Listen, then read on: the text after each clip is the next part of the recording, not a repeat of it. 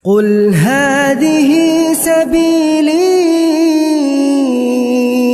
أدعو إلى الله.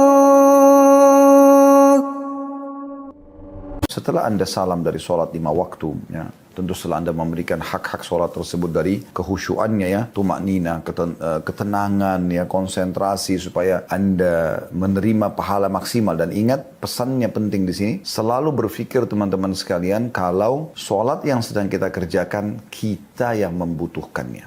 Allah sama sekali tidak butuh. Kenapa banyak orang teman-teman sholat asal selesai, yang penting selesai, seperti cuma store kewajiban. Karena dia berpikir, Allah membutuhkan sholat itu. Padahal sebenarnya Allah tidak butuh. Yang butuh adalah kita sendiri. Dalam sebuah hadis qudsi, hadis sahih riwayat Bukhari, kata Nabi SAW, Allah berfirman, wahai anak Adam, sesungguhnya amal-amal kalian itu adalah amal-amal yang aku wajibkan buat kalian dan aku akan kembalikan kepada kalian juga. Jadi Allah tidak butuh. Kalau Allah kasih teman-teman kita, teman-teman sekalian 1000 tahun umur pun dan kita selama 1000 tahun dari baru lahir, ya, sudah bisa ibadah sampai kita meninggal, toh tidak ada pengaruhnya kepada Allah Subhanahu Wa Taala.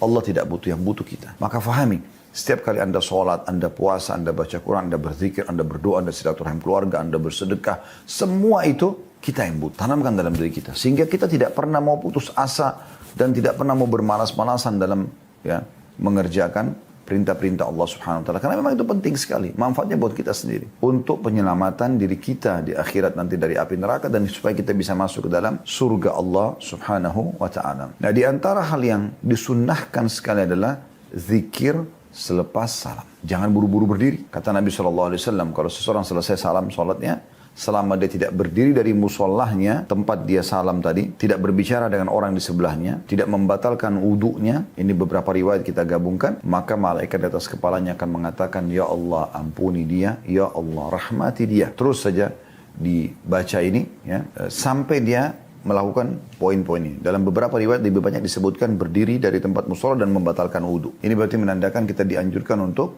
berzikir. Dan malaikat terus mendoakan kita selama kita masih duduk di situ. Ya, oleh karena itu kata para ulama, banyak orang yang digoda oleh syaitan. Dibuat seakan-akan dia punya hajat yang mendesak supaya dia berdiri dan meninggalkan tempat sholatnya sehingga doa malaikat terputus. Ya, semoga Allah maafkan kalau kita melakukan di masa-masa lalu. Tapi setelah kita belajar ini ke depannya, usahakan jangan pernah luput lagi dari kita. Dan harusnya kita menjaga ini. Ya, harus kita jaga benar-benar. Dan jangan sampai teman-teman sekalian ini terlewatkan begitu saja. Ini poin penting yang harus kita ketahui. Dari kita butuh ibadah kita itu. Dan juga teman-teman sekalian kita harus menyadari bahwasanya syaitan sering menggoda orang agar tidak mengerjakan zikir ini selepas sholat. Buru-buru. Dengan bisikan misalnya nanti dibaca sementara di jalan. Padahal sebenarnya di jalan belum tentu kita membacanya. Syaitan akan menyibukkan lagi kita supaya jangan di buku amal kita tercatat zikir-zikir yang mulia ini. Baik, zikir yang pertama teman-teman sekalian, ya, yang kita bisa lakukan dan ini dianjurkan adalah memohon ampun, istighfar kepada Allah Subhanahu Wa Taala. Dan yang dinukil dari Nabi SAW adalah lafadznya astagfirullah. Tidak ada tambahan yang lain, tidak ada azim, dan tidak ada yang lainnya selanjutnya yang sering banyak dibaca oleh kaum muslimin. Tapi lafaz hadisnya yang ini diriwayatkan oleh Imam Muslim di 1 halaman 414, ya, yaitu astagfirullah, astagfirullah, astagfirullah 3 kali. Dan sebagian ulama mengatakan fungsi dan manfaat daripada istighfar ini adalah membersihkan kalau sementara sholat kita punya kesalahan-kesalahan atau kelalaian. Kemudian disambung dalam riwayat Imam Muslim setelah istighfar 3 kali, kalau kita membaca Allahumma antas salam wa minkas salam tabarakta ya dzal jalali wal ikram. Tabarakta ya dzal jalali wal ikram. Artinya, aku mohon ampun kepadamu ya Allah. Aku mohon ampun kepadamu ya Allah. Aku mohon ampun kepadamu ya Allah. Kemudian, ya Allah, sesungguhnya engkaulah yang memberi keselamatan. Allahumma antas salam wa minkas salam, dan keselamatan itu, ya, darimu. Tabarakta ya dzal jalali wal ikram. Maha suci engkau, wahai Tuhan yang memiliki keagungan dan kemuliaan. Makna globalnya. Renungi teman-teman 2 zikir ini. Digabung dari satu. Yang pertama adalah istighfar. Astagfirullah, astagfirullah, astagfirullah. Ini zikir yang luar biasa. Zikir yang luar biasa. Makna ini dalam sekali. Artinya kalau Anda menyombongkan diri tidak mau istighfar kepada Allah, Berarti Anda sebenarnya teman-teman sekalian orang yang memang siap untuk berhadapan dengan hukuman Allah Subhanahu wa taala. Karena kita tidak luput dari kesalahan dalam keseharian kita kan. Rabi' ibn Hutsaim rahimahullah salah satu ulama tabi'in masyhur ya, dengan kesolehannya. Merendahlah kalian kepada Rabb kalian, berdoalah kepadanya di kala senggang karena Allah berfirman dalam hadis qudsi, "Man da'ani fir rakha'i ajabtuhu fi syiddah." Barang siapa yang berdoa kepadaku di waktu dia lagi lapang, maka akan terima permohonannya pada saat dia lagi sempit. Jadi lagi sehat, lagi kaya, lagi nggak ada masalah, Anda selalu berdoa sama Allah di saat itu menjadi tiket VIP untuk supaya doa Anda di saat Anda sedang ada masalah diterima oleh Allah SWT. Wa man sa'alani a'taitu. Siapa yang memohon aku akan beri, kata Allah. Wa man tawadha'a li rafa'atuh. Dan siapa yang merendah karena aku akan tinggikan derajatnya. Wa man tafarraga li rahimtuh. Dan siapa yang meluangkan waktu untuk beribadah kepada aku akan kasihi dia. Wa man istaghfarani ghafartu lahu. Dan siapa yang memohon ampun kepadaku, maka aku akan pasti mengampuninya. Jadi jelas sekali nih bagaimana ya, istighfar itu manfaatnya sangat luar biasa. Ibnul Jauzi rahimahullah menukil, mengatakan iblis berkata, aku membinasakan anak cucu Adam dengan dosa. Ya, dengan dosa kita jadi celaka, gitu kan? Dan sangat dekat dengan hukuman Allah Subhanahu wa taala. Semoga Allah selamatkan. Dan mereka membinasakanku dengan istighfar, dengan la ilaha illallah.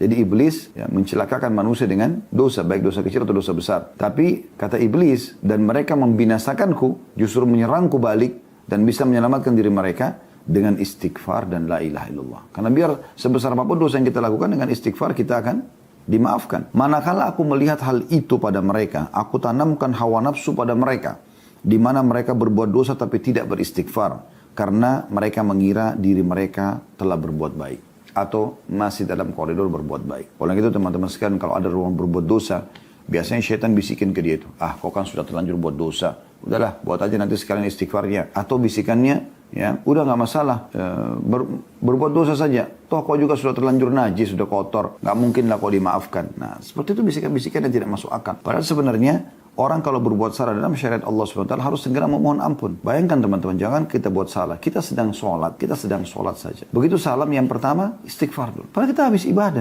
Begitu juga pada saat, karena mungkin ada kelalaian dalam sholat kita. Saya pernah mendengarkan penjelasan Syekh Abdul Razak Hafizahullah yang masyhur, salah satu rujukan di zaman kita ini, ulama rujukan zaman kita dan mengajar di Masjid Nabawi, dan dulu juga memang mengajar di kampus kami, dan sampai sekarang beliau Masya Allah masih menjadi dosen di sana. Nah beliau sendiri ya, pernah mengatakan, waktu itu saya kebetulan datang ke Masjid Nabawi dan kebetulan di majelis saya membahas tentang zikir masuk dan keluar kamar mandi. Nah zikir dulu kamar mandi kan gufranak, ya Allah ampunilah aku. Beliau membahas apa hikmahnya, kenapa kita keluar dari kamar mandi tuh kita umumnya orang tidak berdosa. Ada juga orang yang berdosa, mungkin onani dan segala macam. Tapi ada orang tidak. Memang dia selesaikan hajatnya. Maaf, dia buang hajat di WC atau dia mandi. Sama saja. Dia tidak berdosa pun dia keluar, dia mengatakan gufranak, pengampunanmu. Kenapa? Karena kata sebagian ulama, kelalaian saja. Duduk tanpa ada ibadah kepada Allah Subhanahu wa ta'ala, itu sudah butuh istighfar. Apalagi kalau dasarnya orang berbuat dosa. Bagaimana kita bisa bergelimang dosa lalu kita tidak istighfar kepada Allah SWT? Selalu nukil, selalu lisan kita membaca itu. Betul juga kata rahimahullah berkata, Al-Quran menunjuki kalian penyakit dan obat penyembuh kalian. Penyakit kalian adalah dosa. Itu sumber penyakit. Kalau orang sudah bisa kontrol diri dari dosa, maka dia aman. Dan obat penyembuh kalian tidak ada lain kecuali istighfar. Ali radhiyallahu anhu berkata, yang aneh adalah orang binasa padahal keselamatan ada bersamanya. Lalu beliau ditanya, apa keselamatan tersebut? Kata Ali radhiyallahu anhu, istighfar. Ya. Orang binasa kenapa? Karena dosanya kan. Sama di perusahaan Anda buat kesalahan. Bagaimana caranya supaya Anda tetap bisa bekerja dan dapat fasilitas kantor? Ya Anda mohon maaf, perbaikin kesalahan Anda. Kan begitu. Itu rasionalnya. Walaupun di perusahaan karena kita berhadapan dengan manusia, bisa saja dia tidak terima kembali atau tidak ingin permohonan maaf kita. Kan gitu. Maka di sini teman-teman sekalian, orang buat dosa sama Allah Subhanahu wa ta'ala tidak ada solusinya kecuali istighfar. Dan contoh terbaik adalah istighfar yang sedang kita bahas ini. Bagaimana kita membaca teman-teman sekalian, astagfirullah, astagfirullah, astagfirullah, begitu salam. Ucapan pertama itu memohon maaf kepada Allah Subhanahu wa ta'ala. Jangan sampai dalam sholat kita ada kelalaian-kelalaian. Kita mengkhayal, tidak khusyuk dan segala macam. Ini penting. Lalu Ali mengatakan, tidaklah seseorang hamba diilhami oleh Allah Subhanahu wa ta'ala untuk beristighfar sementara dia Allah berkehendak untuk mengazabnya. Kalau lisan kita bisa mengatakan astagfirullah, habis sholat ini kan astagfirullah. Apakah ada lafaz lain Ustaz? Ada dalam hadis ya, yang menyebutkan keutamaan sifat Allah Al-Hayyul Qayyum, zat yang maha hidup dan terus-menerus mengurus makhluknya. Dalam sebuah hadis yang dihasankan seingat saya oleh para ulama, siapa yang membaca astaghfirullahal azim alladzi la ilaha illa huwal hayyul qayyum, ada hayyul qayyum, wa atubu ilaih, maka akan diampuni dosanya walaupun sebanyak buih di lautan. Tapi ini bukan dibaca selepas salam, ya. Anda perlu dengan bijak teman-teman, ya, dan ilmu yang cukup meletakkan semua apa yang diajarkan Nabi SAW pada tempatnya. Kalau Nabi SAW sudah menentukan jenisnya, jumlahnya, waktunya, tempatnya, tidak usah diubah-ubah, kan gitu, ya. Selepas salam istighfar 3 kali dan lafadznya astagfirullah. Begitu hadisnya riwayat Muslim tadi. Astagfirullah, astagfirullah. Nah ini, Anda mau ganti dengan istighfar lain, Anda butuh dalil, kan gitu. Kalau Anda mau bijaksana, tapi Anda bebas, silahkan saja. Ini kami menyampaikan supaya Anda renungi, ya, sehingga ibadah kita tuh betul-betul mengikuti prosedur yang ada. Tujuannya untuk itu. Karena kalau kita ikuti prosedur yang ada, kita selalu aman, kan. Di alam kita manusia saja kalau kita ikuti prosedur yang ada, kita akan aman. Kita bekerja misalnya, kita ikuti prosedur dan peraturan yang ada, kita akan dapat gaji kita, dapat hasil kita. Kita bisnis kita yang lain. Pokoknya apa saja kita kerjakan, kita ikuti prosedur, maka akan aman. Tapi kalau tidak, maka jadi masalah. Bisa diterima, bisa dimaafkan, bisa juga tidak. Yang jadi masalah ini kalau tidak dimaafkan. Maka ikuti prosedur, itu penting. Prosedurnya adalah selepas salam, astagfirullah, astagfirullah. Itu lafaz Nabi. Dan kita tidak lebih pintar daripada Nabi SAW. Kan itu poin, ya. Semoga bisa ditangkap pesannya di sini. Jadi kalau Allah memudahkan lisan seseorang hamba mengatakan astagfirullah, berarti Allah sudah memang tidak ingin mengisahnya. Karena Allah berikan dia kesempatan mengucapkan. Kalau Allah tidak mau teman-teman kita mengucapkan istighfar, kita akan terlalaikan. Kemudian Luqman Al-Hakim, yang disebutkan dalam surah Luqman namanya. Ada yang mengatakan dia Nabi, kita mengatakan alaihissalam, ya, bahwa dia berwasiat kepada putranya, wahai anakku, Allah memiliki beberapa waktu tidak ditolak orang yang meminta pada waktu itu, maka perbanyak istighfar. Jadi misalnya kayak sepertiga malam, itu kan waktu mustajab doa, ya. Tapi apa yang Allah perintahkan itu? Wabil asharihum yastaghfirun. Dan pada waktu sahur mereka banyak istighfar. Anda bangun setengah jam sebelum subuh atau 1 jam Anda sudah sholat malam, masih ada waktu, perbanyak istighfar di situ. Dipuji oleh Allah Subhanahu wa taala istighfar itu. Dan Allah memang menanyakan kepada para malaikat jadi sepertiga malam, apakah ada hamba-hambaku yang beristighfar, maka saya maafkan. Aisyah berkata radhiyallahu anha, Tuba itu nama surga, ya. Menurut pendapat sebagian ulama, nama pohon di surga. Bagi orang yang mendapatkan banyak istighfar dalam buku catatan amalnya. Abu Minhal berkata rahimahullah, tidaklah seorang hamba didampingi dalam kuburnya oleh pendamping yang lebih dicintai daripada istighfar. Itu yang paling dia suka. Al-Hasan Basri berkata rahimahullah, perbanyaklah istighfar. Jadi bukan cuma istighfar, perbanyak, selalu astagfirullah, astagfirullah, gitu aja. Perbanyak. Di rumah-rumah kalian, di meja-meja makan kalian, di jalan-jalan kalian, di pasar-pasar kalian, di majelis-majelis atau pertemuan-pertemuan kalian. Karena kalian tidak tahu kapan ampunan akan turun. Seorang Arab Badui berkata, siapa yang ingin menjadi tetangga kami di tanah kami, hendaklah memperbanyak istighfar. Karena istighfar adalah awan tebal yang mengandung air hujan. Artinya mereka sampai memahami istighfar sampai pada level itu. Artinya kalau ada yang mau menjadi tetangga kami hanya minta satu. Syaratnya mereka banyak istighfar kepada Allah. Karena dengan dia istighfar, kami itu istighfar, maka akan turun hujan. Maka semua akan subur. Hewan-hewan ternak akan bisa hidup karena ada air. Dengan air hujan juga tumbuh rumput-rumputan, ya, perkebunan mereka, pertanian mereka, segala macam gitu, ya. Bakar bin Abdullah Al-Muzani rahimahullah berkata, kalian banyak berbuat dosa, maka perbanyaklah istighfar. Karena sungguhnya kalau orang menemukan istighfar dalam catatan amalnya pada setiap jarak 2 baris berbuat dosa, astagfirullah, dia akan senang melihat tempat itu. Tentu ini bukan, jangan mengambil poin negatifnya. Jangan selalu mengatakan, oh kalau gitu kita buat dosa aja terus lalu kita istighfar. Bukan itu maksudnya. Artinya kalau ada orang sampai buat dosa, jangan berhenti beristighfar. Tentu usahakan jangan mengulangi dosa tersebut semaksimal mungkin. Jangan dia bermain-main sama Allah Subhanahu wa taala. Karena orang bisa tergoda dalam berbuat dosa, tapi yang penting dia kembali kepada Tuhannya. Ibnu Taimiyah rahimahullah berkata, ini kenapa beliau banyak punya tulisan-tulisan, hafalannya sangat luar biasa. Bahkan Ibnu Taimiyah rahimahullah sekarang sudah cetak bukunya dalam bentuk yang luar biasa setelah meninggal sekian lama, ya, sudah dihitung ratusan tahun beliau meninggal rahimahullah. Beliau itu pernah dipenjara lalu beliau menulis apa yang beliau tahu di tembok penjara penuh dengan ilmu. Jadi saking luasnya ilmu yang Allah SWT berikan, subhanallah. Apa yang beliau kasih resepnya kepada kita supaya tidak mudah lupa hafalan dan segala macam. Beliau mengatakan, fikiranku terpaku pada sebuah masalah yang sulit bagiku. Kayaknya nggak ada solusinya nih. Maka aku beristighfar kepada Allah 1000 kali sampai dadaku dilapangkan dan masalah yang sulit terpecahkan. Aku kadang berada di pasar, masjid dan sekolah. Tapi hal itu tidak menghalangiku dari zikir dan istighfar sampai aku meraih apa yang aku inginkan. Jadi nasihatnya penting. Karena ada masalah, tidak ada masalah pun istighfar. Tapi kalau ada masalah, beliau terus istighfar sampai beliau merasa lapang dadanya. Dan tidak mengenal waktu dan tempat lagi. Anda lagi meeting teman-teman sekalian. Apa salahnya kalau Anda beristighfar kepada Allah? Kan tidak ada salahnya. Tidak ada ruginya gitu. Ya. Sesuatu yang mudah sebenarnya. Dan banyak sekali manifestasi daripada istighfar itu. Banyak sekali manfaat-manfaatnya gitu, ya. Di antara hal yang dinukil tentang masalah manifestasinya ya. Yang pertama itu dia adalah perintah Allah Subhanahu wa taala. Seperti Nabi sholat misalnya Anda baca atau Anda istighfar setiap saat ya astagfirullah wa atubu ilaih astagfirullah. Anda mau baca lafaz yang lain astagfirullahalazim la ilaha illa huwal qayyum wa atubu ilaih. Astagfirullahalazim itu juga boleh. Itu lafaz-lafaz yang ada. Tapi tadi kalau habis sholat saya bilang kena terikat dengan waktu, tempat, jumlah. Nabi SAW tentukan lafaznya juga, ya sudah jangan kita tambah. Kita coba astagfirullah. Itu yang paling amannya ya. Tapi selain sholat tidak ada masalah. Pada saat tidak ditentukan jenisnya dan juga jumlahnya. Karena Allah Subhanahu wa taala mengatakan kepada Nabi-Nya Muhammad SAW dalam surah Al-Mu'min ayat 55. A'udzu billahi minasyaitonir rajim. Fasbir inna wa'dallahi haqqun wastaghfir li dzambika wasabbih bihamdi rabbika bil 'ashyi wal ibkar. Maka bersabarlah kamu hai Muhammad. Seperti kita sekarang ini benar ya penyampaian Allah SWT kepada Nabi Muhammad SAW, dan ini juga benar kalau orang mukmin itu menjalankannya, pasti benar, tidak mungkin salah. Sabarlah. Kalau ada di antara Anda sudah mulai belajar agama, sudah mulai mendekatkan diri kepada Allah SWT, sabar, tinggal sabar, istiqomah aja situ. Tidak ada masalah, gitu kan? Sampai meninggal, gitu. Bersabarlah hai Muhammad di atas kebenaran ini sampai meninggal. Karena sungguhnya janji Allah itu benar. Dan mohonlah ampun untuk dosamu dan bertasbihlah seraya memuji Tuhanmu pada waktu pagi dan pada waktu petang dan pagi. Di sini kita lihat Nabi Muhammad SAW saja orang yang mulia, tetap Allah SWT suruh beliau beristighfar kepada Allah. Jadi ini manifestasi yang pertama yang bisa kita dapatkan dari istighfar. Artinya kita menjalankan perintah Allah Subhanahu wa taala. Juga dalam surah Muhammad ayat 19 Allah SWT berfirman, A'udzu billahi minasyaitonir rajim fa'lam annahu la ilaha illallah wastaghfir li dzambika walil mu'minina wal mu'minat wallahu ya'lamu mutaqallabakum wa mathwaakum. Maka ketahuilah bahwa sesungguhnya tidak ada Tuhan yang berhak disembah selain Allah, dan mohonlah ampunan bagi dosamu dan bagi dosa orang-orang mukmin, lelaki dan perempuan, dan Allah mengetahui tempat kamu berada dan tempat tinggalmu. Ini perintah Allah SWT kepada Nabi SAW untuk memohon ampun atas dosa beliau sendiri kalaupun beliau melakukannya. Dalam surah An-Nasr ayat 3 juga Allah SWT mengatakan, A'udzu billahi minasyaitonir rajim fasabbih bihamdi rabbika wastaghfirhu innahu kana tawwaba.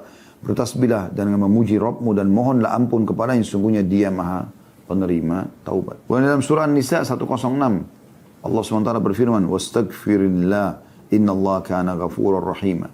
Dan mohonlah ampun kepada Allah, sungguhnya Allah Maha Pengampun lagi Maha Penyayang. Astagfirullahaladzim, la ilaha illa wal hayyul qayyum wa atubu ilaih. Apa sulitnya ucapkan itu? Apa sulitnya teman-teman sekalian lagi nunggu lampu merah, astagfirullah atubu ilaih, astagfirullah atubu ilaih, astagfirullah atubu ilaih. Lagi antri mau bayar di kasir, astagfirullah atubu ilaih, astagfirullah atubu ilaih, astagfirullah. Lagi di lift, mau naik ke lantai berapa di kantor Anda, astagfirullah atubu ilaih, astagfirullah atubu ilaih, astagfirullah. Kenapa? Teman-teman lagi habis mandi, mau buka lemari sambil ngambil baju, pilih baju, astagfirullah. Apa susahnya? Kenapa gak ucapin ini? Sambil mau menuju ke rak, ambil sepatu, astagfirullah. Sambil menuju ke mobil, sambil mau buka pintu mobil, sambil jalan. Kenapa pada saat menunggu makanan disiapkan oleh istri tidak mengatakan astagfirullah? Kenapa seorang istri tidak pada saat masak mengatakan astagfirullah? Terus saja astagfirullah. Apa ruginya? Selama Anda tidak berbicara sama orang, kan istighfar saja. Memperbanyak istighfar sangat bagus. Dan sekian banyak contoh yang bisa Anda lakukan berhubungan dengan masalah ini. Ya. Dan juga dalam surah Nisa 106 Allah mengatakan kepada Nabi Muhammad SAW, wastaghfirillah innallaha kana ghafurur rahim. Dan mohonlah ampun kepada Allah, sungguhnya Allah Maha Pengampun lagi Maha Penyayang. Gitu kan. Begitu juga Allah mengatakan dalam surah Muzammil ayat 20, wastaghfirullah innallaha ghafurur rahim. Mohonlah ampun kepada Allah, sesungguhnya Allah Maha Pengampun lagi Maha Penyayang. Dalam surah Al-Imran 133 Allah menyuruh kita bersegera dan tidak menunda istighfar dan taubat kembali ke jalannya. A'udzu billahi minasyaitonir rajim. Wasari'u ila magfiratin min rabbikum wa jannatin arduha as-samawati wal ardu iddat lil muttaqin. Dan bersegeralah kamu kepada ampunan dari Tuhanmu dan kepada surga yang luasnya seluas langit dan bumi yang disediakan untuk orang-orang yang bertakwa. Bertakwa. Ya, di sini kita disuruh bersegera untuk memohon ampun kepada Allah Subhanahu wa taala. Sekarang Anda lagi nunggu mendengarkan ceramah Anda, kan bisa. Astagfirullah atubu ilaih, astagfirullah atubu ilaih, astagfirullah atubu ilaih. Bisa saja. Enggak ada rugi. Minimal Anda baca 100 kali sehari. Itu tidak ada susahnya sama sekali. Kata baginda Nabi SAW, Allah SWT berfirman, Ya ibna Adam, lau balagat dhunubuka ananas samai thumma astaghfartani, gafartu laka wala ubali. Wahai anak Adam, seandainya dosamu mencapai langit, penuh banyak sekali. Kita kan postur tubuh kita kecil, mencapai langit seperti apa. Tapi dosamu sebesar itu pun, penuh langit semuanya, mencapai langit dari bumi sampai langit. Itu luar biasa jaraknya. Gitu kan. Kemudian kau memohon ampun atau istighfar kepadaku. Kata Allah. Astagfirullah, atubu ilaih, ringan sekali di lisan kita gitu. Maka niscaya kata Allah, aku mengampunimu dan aku tidak peduli. Karena tidak ada yang bisa intervensi di haknya Allah SWT. Ini manifestasi yang luar biasa. Bagaimana itu adalah perintah Allah dan Allah memastikan akan diterima. Gitu kan? Istighfar yang kedua manifestasinya adalah mendatangkan rezeki. Siapa tidak mau teman-teman kalau dikatakan mau nggak rezekimu bertambah? Oh, orang pasti mengatakan mau. Jadi kalau dia masih punya akal sehat dan dia tahu, ya, atau dia beriman kepada Allah Subhanahu Wa Taala. Maka Nabi Nuh alaihissalam mengajarkan kepada kaumnya dan itu dinukil oleh Allah Subhanahu Wa Taala dalam surah Nuh ayat 10 sampai ayat 12 tentang manfaat istighfar. Ini Allah perintahkan Nabi Nuh alaihissalam menyampaikan. Apa kata Allah SWT? A'udzubillahi minasyaitonirrajim. Melalui lisan Nabi Nuh alaihissalam. Faqultu astaghfiru rabbakum innahu kana ghaffara. Aku katakan kepada kaumku, mohonlah ampun kepada Tuhanmu, sungguhnya Dia Maha Pengampun. Apa manfaatnya? Yursilis sama alaikum midrara. Niscaya Dia akan mengirim kepadamu hujan yang lebat. Ini bukan hujan yang mendatangkan bahaya ya, tapi dengan hujan maka hewan-hewan bisa hidup, manusia bisa hidup. Ya, air tidak kering. Ya. Kemudian juga tumbuh-tumbuhan bisa tumbuh. Ya. Tidak asing lagi manfaat air buat kita. Kemudian wa yumditkum bi amwalin wa banina wa ij'al lakum jannatin wa ij'al lakum anhara. Dan pasti Dia akan tambahkan untuk kalian harta dan juga keturunan serta juga Dia akan menjadikan buat kalian kebun-kebun dan juga sungai-sungai. Jadi dengan istighfar itu manfaatnya. Itu dengan istighfar itu manfaatnya. Ya. Dan sekian banyak manfaat daripada istighfar. Ini luar biasa manfaat-manfaatnya dan Anda kalau baca di buku ini cukup banyak informasi dari kisah-kisah nyata orang yang beristighfar dan selesai permasalahan yang sedang mereka hadapi. Allahu a'lam. Baik, itu istighfarnya. Potongan pertama doanya. Kemudian potongan yang kedua, Allahumma antas salam. Ini pengikraran bahwasanya Allah adalah sumber keselamatan. Ya. Engkaulah yang memberi keselamatan. Selamat dari apapun hanya Allah. Jangan pernah minta keselamatan daripada selain Allah. Ini makna tauhid di sini. Jadi begitu salam, setelah mohon maaf kepada Allah, langsung kita mengatakan, Allahumma antas salam. Semua keselamatan hanya darimu. Wa minkas salam. Dan darimulah segala keselamatan. Jadi, sungguhnya ya Allah, Engkau yang memberi keselamatan. Dan darimulah segala keselamatan itu. Tabarakta ya dzal jalali wal ikram. Maha suci Engkau, wahai Tuhan yang memiliki keagungan dan kemuliaan. Ini teman-teman, pengikraran masalah tauhid ya. Dan subhanallah tidak ada sesuatu, percaya ini teman-teman sekalian, tidak ada sesuatu yang merupakan sumber utama kebahagiaan seseorang, ketenangan jiwanya kecuali dia kembali kepada tauhid. Tauhid ini luar biasa, mengesahkan Allah dan hanya bergantung kepada Allah. Itu sesuatu yang paling mahal dalam kehidupan. Kalau Anda punya ini, dia akan menjadi segala sesuatu bagi Anda. Saat Anda sedang ada nikmat, Anda kalau bertauhid kepada Allah, Anda kembalikan kepada tauhid, Anda yakin oh ini Allah yang berikan nikmat. Maka kita jadi bersyukur dan kita hanya kembali kepada Allah agar minta ditambahkan nikmat tersebut, ya. Dan Allah akan berikan. Kalau Anda lagi buat dosa, Anda lagi buat salah, Anda tinggal kembalikan kepada tauhid, Anda kembali istighfar kepada Allah Subhanahu wa taala. Anda tahu Anda punya Tuhan, maka Anda mohon kepadanya. Yakin dengan keberadaan Allah Subhanahu wa taala. Kalau Anda sedang menghadapi masalah, ada orang ingin berbuat jahat dengan Anda, kembalikan kepada tauhid. Oh, saya punya Tuhan.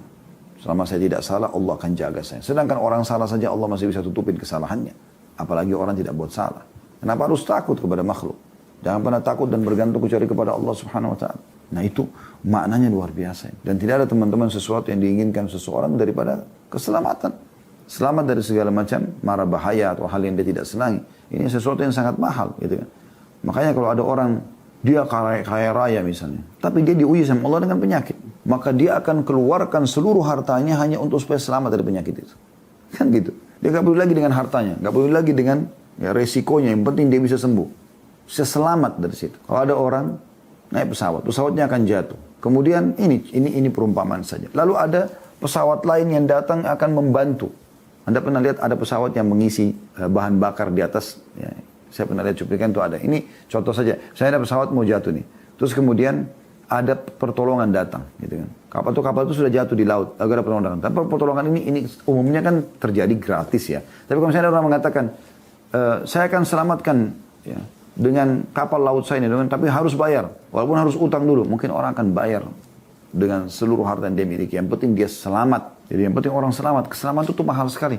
Maka ini pengikraran tentang Allah Subhanahu wa taala pemberi keselamatan. Ini luar biasa ini. Kita disadarkan selepas ya salam dengan ini.